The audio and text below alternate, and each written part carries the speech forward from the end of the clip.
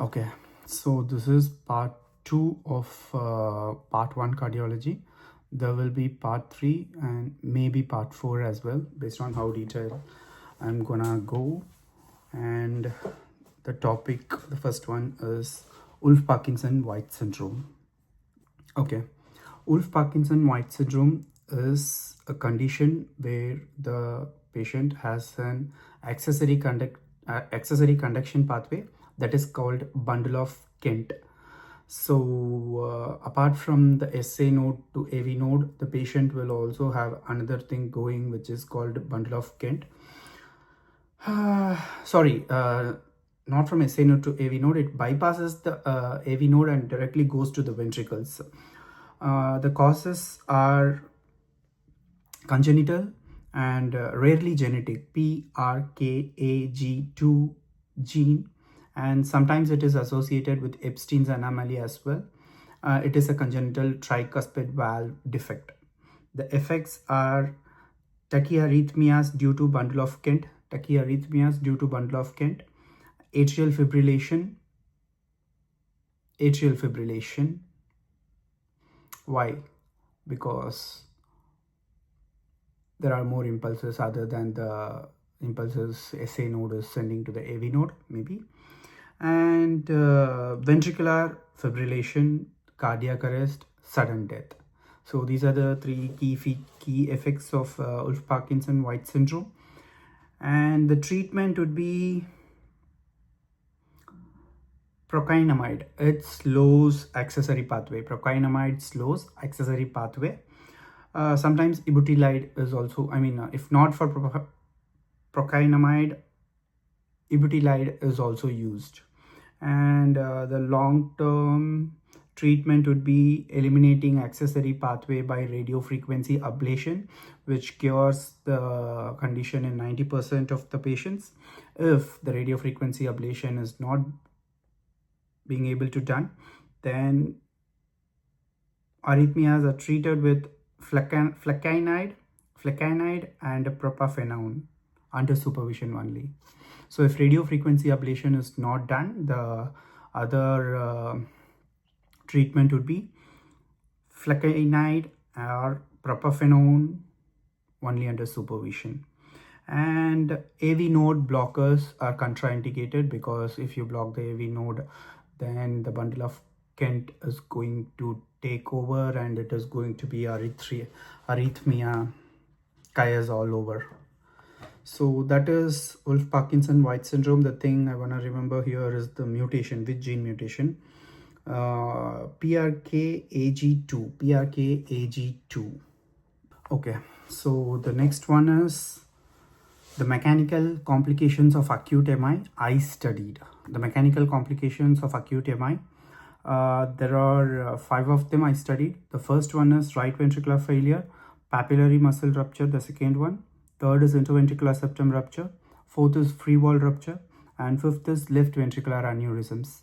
Out of these 5, the first 3 are acute complications. And the right ventricular failure is very acute, not even 3 to 5 days. The papillary muscle rupture and interventricular septum rupture can occur within 3 to 5 days, but right ventricular failure is very acute. And papillary muscle rupture is acute or within 3 to 5 days. Interventricular septum rupture is acute or within 3 to 5 days. Free wall rupture is within 5 days to weeks. It happens in 50% of the people. Free wall rupture is within 5 days to 2 weeks. And only the left ventricular aneurysm takes up to several months. So a patient has an MI, and the question has the timeline. We will decide which kind of complication the patient might have gotten. So right ventricular failure is acute, papillary muscle rupture is acute or within 3 to 5 days, interventricular septum rupture acute or within 3 to 5 days, free wall rupture within 5 days to 2 weeks, free wall rupture. I need to go back and study the differences between interventricular rupture and free wall rupture. Let me note that down. All right. So in these five, which coronary artery is involved? In right ventricular failure, of course, the right coronary artery. Papillary muscle rupture is also papillary muscles are supplied by right coronary artery, so papillary muscle rupture is right coronary artery as well. Interventricular septum rupture is, if it is apical septal, then left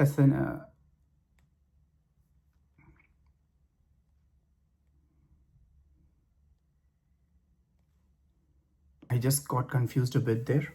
So interventricular septal rupture, if it is apical septal, then it is left descending artery, or if it is basal septal, then right coronary artery. I saw a nice video of the coronary artery supplies. If I go over it again, I'll be able to remember it. Maybe I'll give a link of that video below this video so that it's easy for me to revise as well. And the free wall rupture is also due to left descending artery, left ventricular aneurysm, left descending artery. The clinical findings.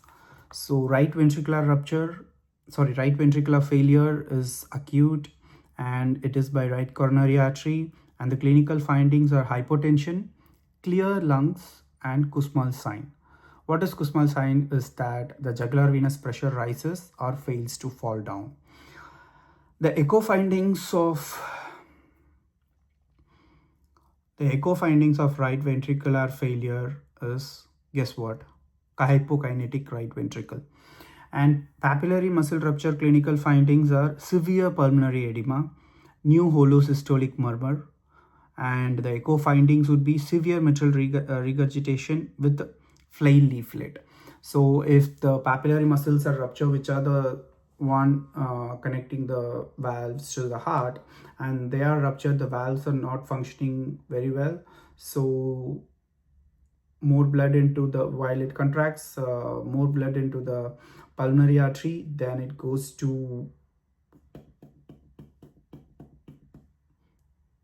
pulmonary system, and then to alveoli, and then diffuse into outside of the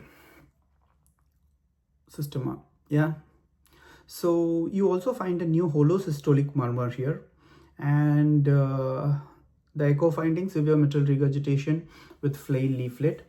And interventricular septum rupture has chest pain. They also have new holosystolic murmur.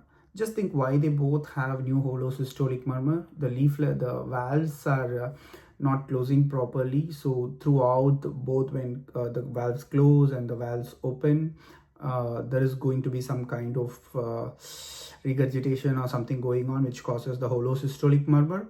In interventricular subseptum rupture as well, there is a connection between both the ventricles, and this is going to cause holosystolic murmur. And because of both the ventricles are involved, there is going to be biventricular failure, and the clinical feature could also have shock. The echo findings would be left to right ventricle shunt, increased O2 level from right atria to right ventricle. Increased O2 increased, if you measure the O2 level of right atrium, that will be lower, and in right ventricle the oxygen saturation will be higher because of the left to right shunt. And also, why not the deoxygenated blood into the right ventricle to the left ventricle, because the heart is this way, so it comes to the right atrium. And left ventricular aneurysm is the next one. That left ventricular aneurysm is presented with chest pain, shock, distant heart sounds. Again, I forgot what I was talking about, what name I said. Maybe I could have said it wrong. Free wall rupture occurs within 5 days to 2 weeks. Left descending artery. Patient presents with chest pain, shock, distant heart sounds. And the echo findings would be pericardial effusion with tamponade. Left ventricular aneurysm takes up to several months to present. It is also by left descending artery, and the presentation would be subacute heart failure. subacute heart failure, and the patient has stable angina. And the echo findings would be thin and dyskinetic myocardial wall. Thin and dyskinetic myocardial wall. The ECG of left ventricular aneurysm shows non-specific ST segment and T wave changes, and ST elevation is not typical in left ventricular aneurysm. ST elevation is not typical. ECG shows non-specific ST segment and T wave changes. So the next one we are going to study is acute limb ischemia and peripheral artery disease. So there are 6 P's for acute limb ischemia: pain, pallor, pale skin, pulselessness, paresthesia, paralysis, poikilothermia, which is the cold limb temperature, cold limb. 6 P's: pain, pallor, paresthesia, poikilothermia. Pain, pallor, paresthesia, poikilothermia, paresthesia, tingling, numbness, and pulselessness. Pain, pallor, pulselessness, paresthesia, poikilothermia, paralysis is what I'm forgetting. Paralysis. And peripheral artery disease. So peripheral artery disease, the risk factor for peripheral artery disease is anything which involves anything which is a risk factor for an artery is a risk factor for peripheral artery disease as well. Smoking, hypertension, hyperlipidemia. And the symptoms are rest pain that improves with dangling. So if the patient is at rest, they have pain, and it improves if they dangle the leg. And peripheral artery disease is by atherosclerosis of peripheral arteries like popliteal artery. And if it is complicated by plaque disruption, thrombosis occurs, then it becomes acute on chronic limb ischemia. So the acute on chronic limb ischemia will present as mottling, coolness, prolonged capillary refill, paresis. Mottling, coolness, prolonged capillary refill, and paresis. So now we are gonna see the difference between acute limb ischemia and peripheral artery disease. So acute limb ischemia without peripheral artery disease will not have the 6 P's. This PAD, peripheral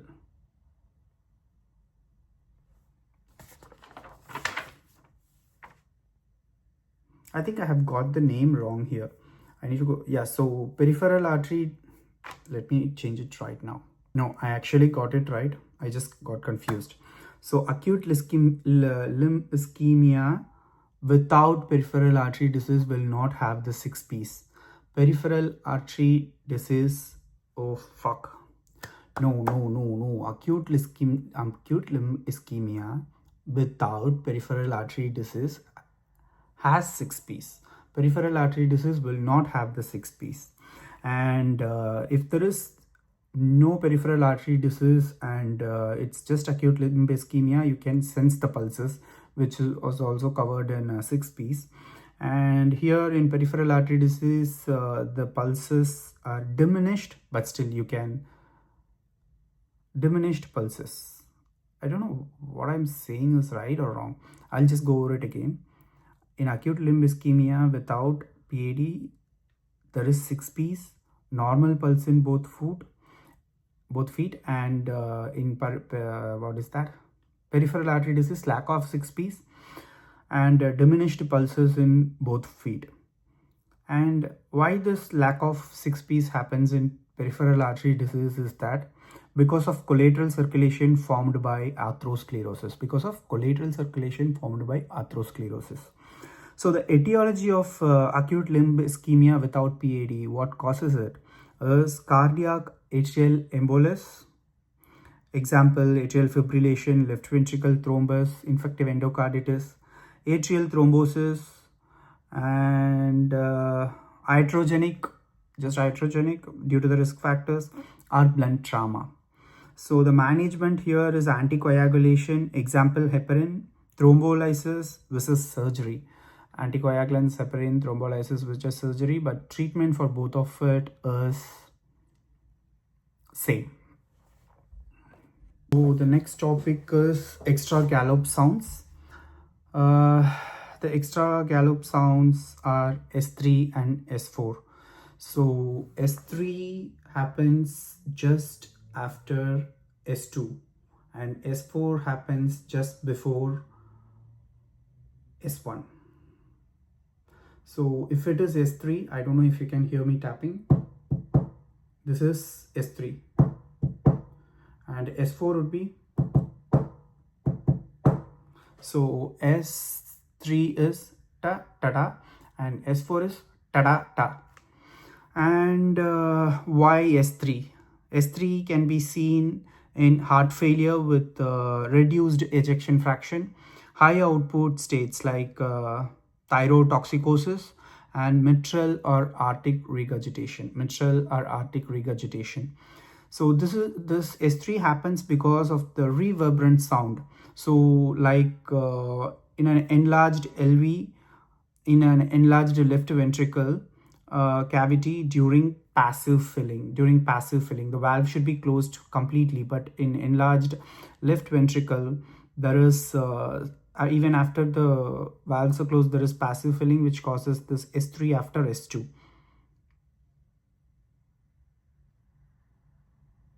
S2 is diastolic. The pulmonary artery and veins are closing. Aortic valve and the pulmonary valve are closing, so they don't close properly, and you hear that S3 after S2. And S4 is here just before S1. This is because blood striking a stiff LV wall during atrial contraction. So why it is here just before S1? S1 is the systolic, and systolic is the contraction of ventricle, and while it is contracting, the blood strikes the left ventricle, thick ventricle, which causes the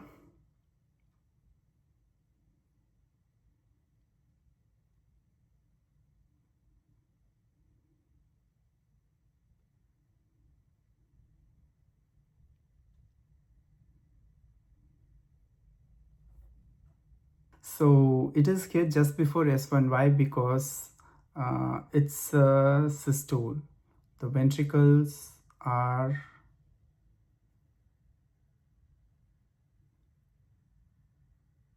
S1 systole.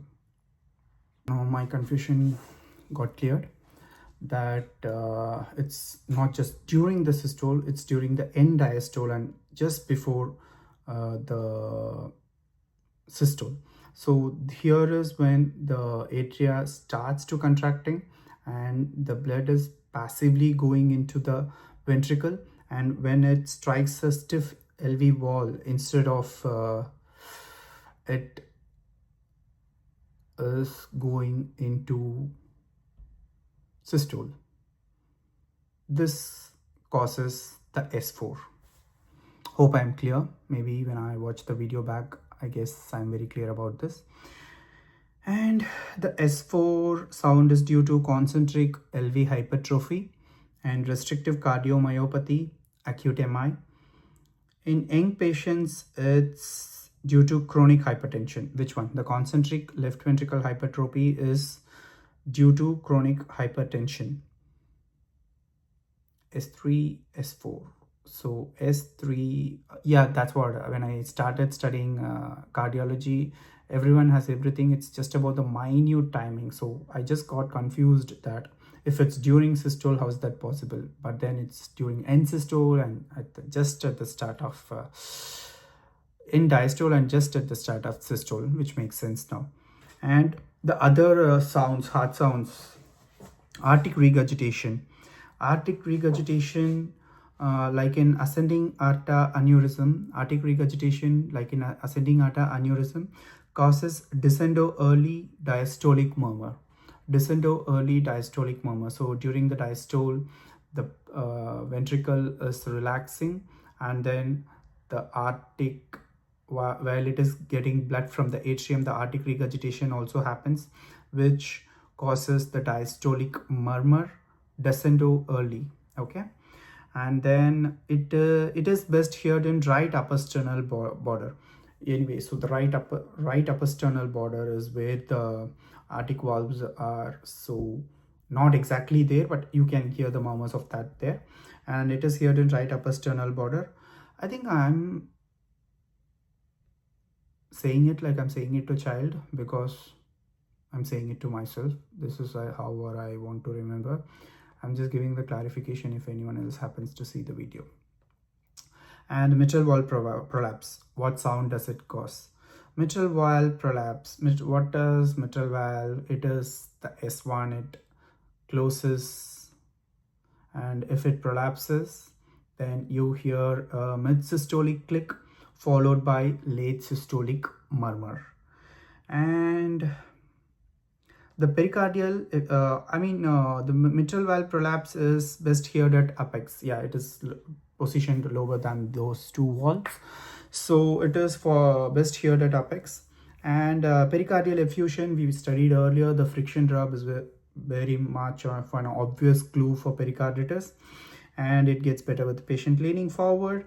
And it is heard at left lower sternal border. Left lower sternal border. If it is left lower sternal border, just think about mitral thing, because in most of it that was the thing. And the next one we are gonna study is statin induced myopathy. Earlier in the first part 1 of part 1 cardiology, we studied high niacin therapy, high dose niacin therapy. Now we are gonna study about statin induced myopathy.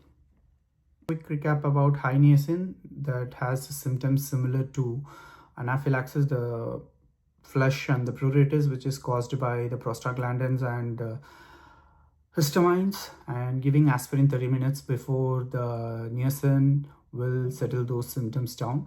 Now we will go about statin induced myopathy. So the the topic now is statin induced myopathy. It is a rare case and it occurs in only 2 to 10% patients.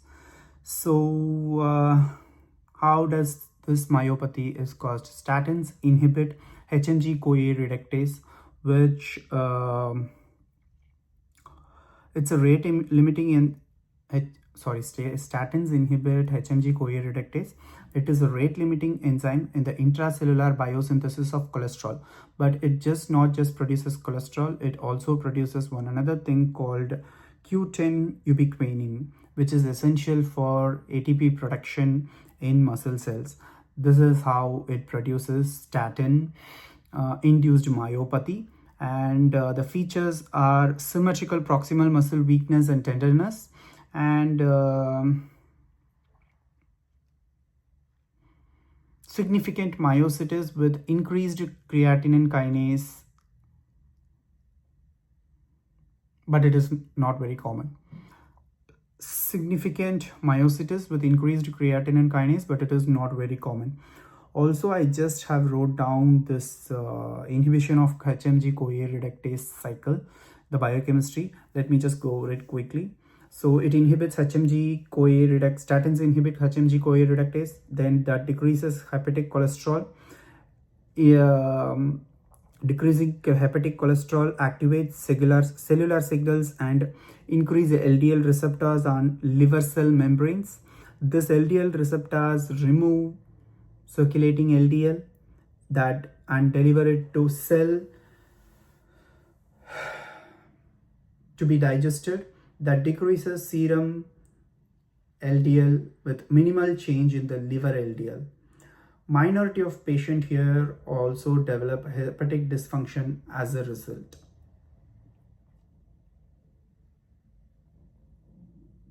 So statin inhibits this coMG reductase and LDL receptors increase, and then that LDL attaches and the cell digests, and serum LDL is reduced. Minority of patients develop hepatic dysfunction as a result. So the next topic is some commonly used cardiac drugs and its adverse effects. Captopril is a AC inhibitor. I think in immunology we studied how it causes angioedema. So it is contraindicated in pregnancy, bilateral artery stenosis, patients with history of angioedema and severe hyperkalemia. And it also causes membranous glomerulonephritis. This could be an immune mediated reaction. So AC inhibitors like captopril causes membranous glomerulonephritis. And beta blockers, alpha blockers, and calcium channel blockers or cell surface receptor blockers. So alpha blocker, beta blocker, and calcium channel blockers or cell surface receptor blockers. And actually this is the primary action of many cardiovascular drugs. Non-selective, the important thing is non-selective beta blockers can cause bronchospasm. So mostly we use selective beta blockers for cardio patients. And especially with lisinopril, which is an ACE inhibitor, they are extracellular enzyme blockers. I mean, not especially with lisinopril. These ACE inhibitors are extracellular enzyme blockers. The inhibition of ACE also increases bradykinin. That's why cough in angioedema. We also saw that bradykinin is a vasodilator in immunology. So give me a sec. That's right, bradykinin is a vasodilator, and this angiotensin converting enzyme not just converts angiotensin 1 to 2, it also breaks down bradykinin. And so if you give ACE inhibitors are given, the breakdown of bradykinins are kind of inhibited, and this causes vasodilation. And bradykinin is also apparently an irritator, so it causes cough. And then the next common thing we see in patients taking cardiac drugs are peripheral edema. Peripheral edema. It could be due to renal or respiratory or whatever it is, but it can also just be due to the drugs. And peripheral edema happens in 25% of patients who are taking CCBs, and it occurs after 6 months. So the pathophysiology is that preferential dilation of precapillary vessels, which means the arteriolar dilation, increased capillary hydrostatic pressure, which causes fluid extravasation into the interstitium. So the pathophysiology is that the CCB's preferential dilation of precapillary vessels, arteriolar dilation, this increases capillary hydrostatic pressure and the fluid extravasation into the interstitium. Dihydropyridine CCBs like amlodipine and nifedipine are potent arteriolar dilator and cause more edema than non-dihydropyridine like dilatiazem or verapamil.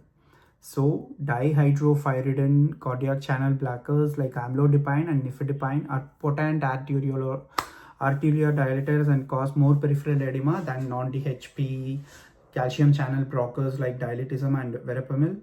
Other side effects of the cardiac channel blockers are headache, flushing, dizziness. Headache, flushing, dizziness. CCB gives headache, dizziness, flushing, everything in the head.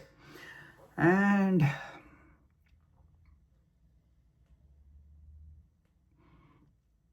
so how to counteract this? The ACE inhibitors can cause post-capillary venodilation and normalize this increased capillary hydrostatic pressure. ACE inhibitor can cause increased capillary venous venodilation and normalize this increased capillary hydrostatic pressure.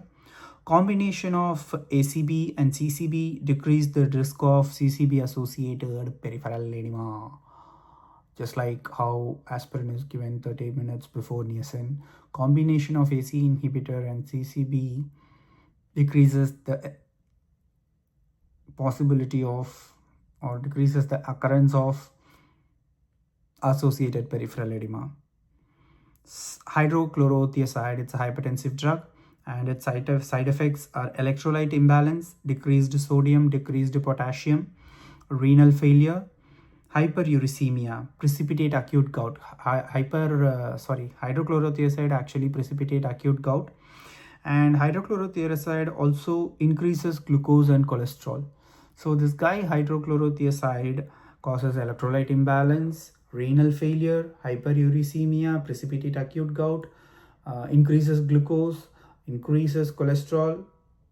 What else does this guy does not do? I don't know. And yeah, just we were studying about AC inhibitors. AC inhibitor caused angioedema is mostly in subcutaneous and submucosal tissue like lips, tongue, face, and upper airway. And angiotensin renin blocker like losartan, valsartan, telmisartan has low risk of angioedema, but angiotensin renin blockers like losartan, valsartan, telmisartan are contraindicated in pregnancy, bilateral artery stenosis, severe hyperkalemia. The side effects of beta blockers. The side effects of beta blockers is that it worsens heart failure, it causes bradyarrhythmia, it causes increased airway resistance in asthma patients. So beta blockers are contraindicated in asthma patients. And fatigue, beta blockers also causes sexual dysfunction. Last three we are gonna study is aspirin, non-selective beta blockers, and cardioselective beta blockers. We saw a bit of this beta blockers earlier as well. So aspirin is a common trigger for bronchoconstriction in patients with asthma, especially those with concurrent rhinitis and nasal polyps. Aspirin is a common trigger for bronchoconstriction in patients with asthma. Aspirin, asthma, bronchoconstriction, especially in patients with concurrent rhinitis and nasal polyps. So these non-selective beta blockers like propranolol, nadolol, sotalol, timolol act both on beta 1, beta 2 and trigger bronchoconstriction in patients with asthma. So in patients with asthma, we can use selective beta blocker, that is beta 1. Metoprolol, atenolol, bisoprolol, nebivolol are some examples of cardioselective beta blockers. Metoprolol, atenolol, bisoprolol, nebivolol are some examples of beta 1 blockers. They are considered safe in patients with mild to moderate asthma, but all beta blockers can trigger bronchoconstriction in large doses. I don't know how far I went in mitral stenosis. So mitral stenosis, or did I not just start at all? Yeah, mitral stenosis, whatever it is. Mitral stenosis usually occurs in the setting of rheumatic heart disease. Mitral stenosis usually occurs in the setting of rheumatic heart disease. The features are dyspnea on exertion, orthopnea, paroxysmal nocturnal dyspnea, hemoptysis, and peripheral edema. Peripheral edema. Why peripheral edema? Let me just think for a minute. It goes all the ways back to the cardiac circulation. The right atrium has more pressure because there is mitral stenosis. Then it goes to the pulmonary veins and to the pulmonary and then to the right atrium, and then the right ventricular failure causes systemic venous congestion, which then causes peripheral edema. Actually, in this whole cardiac circulation cycle, one thing goes wrong, everything goes wrong in an exact same way. So understanding when and how and what is the key points. So anyway, the features of mitral stenosis is dyspnea on exertion, which is very most common, orthopnea, paroxysmal nocturnal dyspnea, hemoptysis, peripheral edema. Mitral stenosis is a unique case of group 2 pulmonary hypertension, because in all other pulmonary hypertension you can see increased pulmonary artery systolic and diastolic pressure along with increased left ventricle diastolic pressure. However, only in mitral stenosis you see normal left ventricular diastolic pressure and increased systolic and diastolic pulmonary artery pressure. I was going to check the mechanism of it and I believe I was going into a rabbit hole. I stopped it right there. Mitral stenosis has normal left ventricle diastolic pressure while having increased pulmonary systolic and diastolic pressure. The next guy is aortic dissection. This is a very big guy. I have written notes for 3 pages. Let me do a quick review and come back to the video. So this aortic dissection guy is a very dangerous guy because he can cause all the possible cardiac events.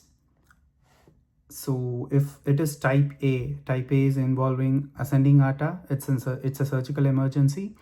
Type B involves descending aorta, mostly medically it's managed, mostly BP control.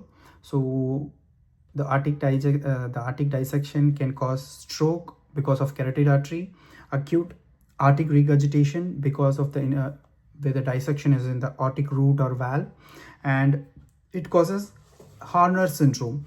I'll later, after finishing this aortic dissection, I'll go and study I'll go over what is Horner syndrome.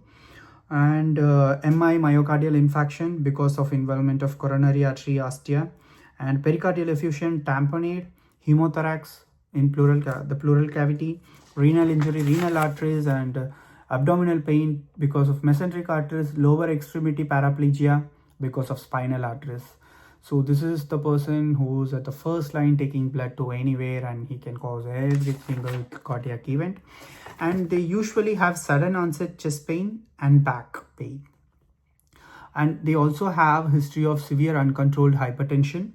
ST segment elevation is rare till the aneurysm, the dissection extends to the coronary arteries. And apart from these complications, they can also cause the cardiac tamponade and aortic regurgitation. The classic finding of aortic regurgitation in chest X-ray is, I emphasized classic so much, but I forgot what it was. It just zoned out. So the classic finding of aortic regurgitation in chest X-ray is mediastinal widening. Just compared 2 X-rays with one mediastinal widening and one without, it is so obvious. And these people have history of hypertension and Marfan syndrome, cocaine use, severe sharp tearing chest pain, and also the very specific thing which suggests aortic dissection is that the systolic BP between 2 arms is different by 20 mmHg, but it can be seen only in 20% patients.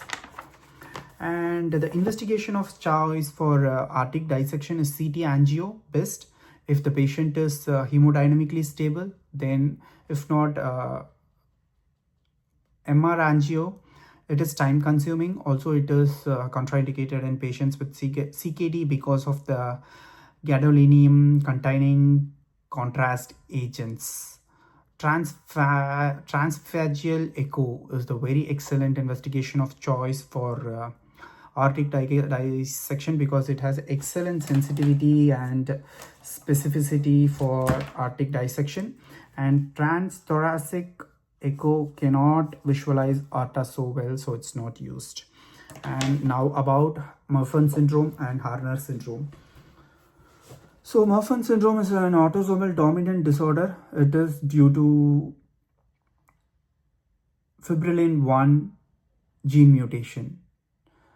And this syndrome has, the features of this syndrome is tall, long limbs and fingers, arachnodactyly, lens dislocation upward or outward, aortic foot dilation, aneurysm dissection or regurgitation, aortic root dilation. So we saw Marfan syndrome in the features. If the patient has Marfan syndrome, then they can get aortic aneurysm. But